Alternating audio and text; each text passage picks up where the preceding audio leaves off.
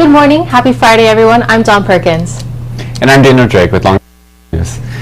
So today we are having several really pertinent stories going on because Long Beach is all over the headlines. But we would love to hear from you, questions or your comments, and we'll try our best to address them throughout the show. So let's begin with our top news stories for this week. Long Beach is expected to have 1,000 child migrant children at the convention center. And on Tuesday, Long Beach City Council and Mayor Garcia held a special meeting and voted unanimously to authorize the use of the convention center. The facility will be managed by the U.S. Department of Health and Human Services, along with community organizations and volunteers. And we appreciate that this is a sensitive issue for many of us. We'd love to hear from your thoughts and your concerns, so please feel free again to let us know what you think about the city's decision in the comments. Mayor Garcia says they are proud of the City Council's decision to support the country in this humanitarian challenge at the border, and that has a long history of stepping up to support people in need and folks when they need it. The funding of the housing of these migrant children will be provided by the federal government, and the mayor assures the public that this decision will not include any cost whatsoever to the city itself. However, during Thursday's meeting, which was closed to the public, a rally was held outside Long Beach City Hall where participants peacefully demonstrated against the use of the convention's migrant children, stating "not here, not now," or anywhere, my bad, in reference to the into what they described inhumane detention of minors at the border. And the emergency shelter is expected to operate on or before August 2nd, and this is because existing contracts that are expected to be fulfilled during the fall of 2021 at the convention center. City officials are teaming up with the Department of Health and Human Services to develop a operations plan to maintain transparency with the public on the status of the operations. And that was pretty much a major concern for a lot of the people that were at the rally because it was a closed meeting. So huge. I mean, these are unaccompanied minors, like, being detained by U.S. officials. There's talk of concerns of issues such as human trafficking, abuse, all of these things. So to have the community involvement, as the mayor is projecting, is a huge step in relieving some of the anxieties of the community here in Long Beach and across the country, obviously. Right. And as for COVID-19 vaccines that are currently being distributed at the convention center, the shelter is not expected to impact COVID-19 vaccination clinic operations. So actually, I believe this upcoming week, or most likely it's effective, if you are 16 years and older, and if you work in Long Beach, you can get a vaccine. And you can just walk up to the convention center.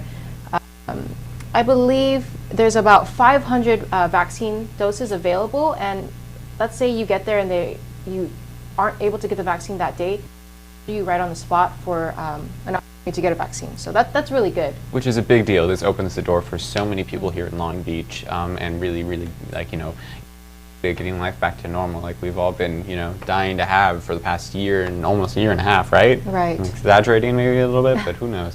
But speaking of the pandemic, it looks like Long Beach, along with the rest of California, is expected to fully reopen on June 15th, according to Governor Newsom's administration.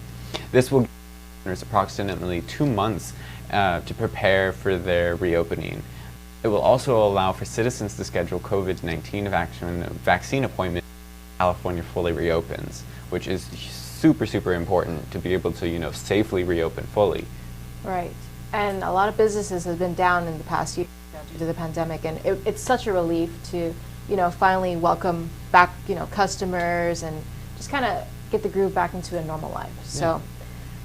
California is leaving behind the color tier system and advancing to what the government officials describe as a beyond the blueprint. The state will be able to fully reopen its economy with 2 criteria met. 1, if the vaccine supply is enough to provide Californians who are 16 years and older who wish to be immunized, and if 2, hospitalizations are stable and low. But according to the City of Long Beach, the Department and the Health Department, the city has administered over 250,000 vaccines to residents and non-residents alike. Wow, that's a lot of progress. Huge. I mean, it is just, setting as a model for the rest of the country, and hopefully to really, nip this in the bud. Right. Just a couple weeks ago, we had like 1/3 of the city's population vaccinated. So that's we're moving forward as a community. So go Long Beach.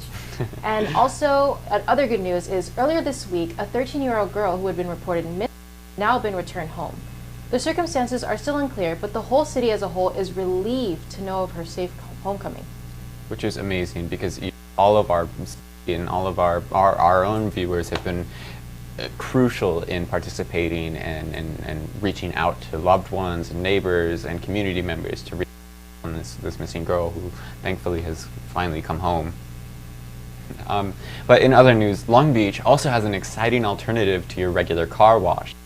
Car Wash, located at 1500 West Pacific Coast Highway, is a proud community partner to some of the city's most prominent charitable organizations.